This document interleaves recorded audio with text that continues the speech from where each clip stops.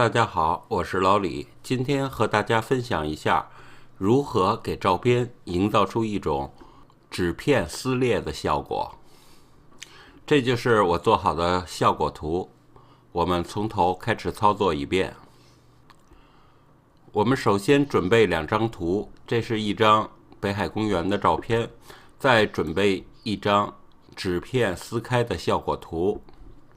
我们把这张图移动到风景的照片上，我们按 Ctrl 加 T 选取它，来调整它的大小。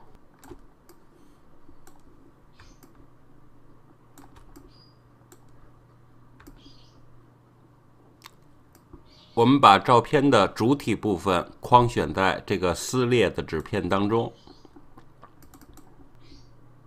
我们选择风景图片图层，按住 Ctrl 加 J， 再复制出一个新的风景图层。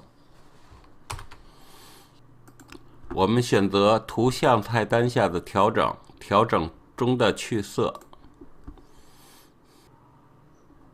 选择图层1，选择魔棒工具，点选照片里边的部分。我们再次选取黑白照片图层，按 Delete 键删除，选择添加图层样式，选取投影，然后我们按下确定。添加投影的目的是使照片显得更有层次感。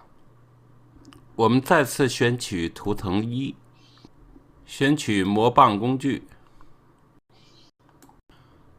对纸片绿色的部分进行选择，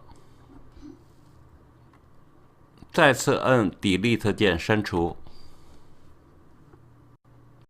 这样，这张效果图就完成了。好，感谢大家收看，我是老李，我们下次见。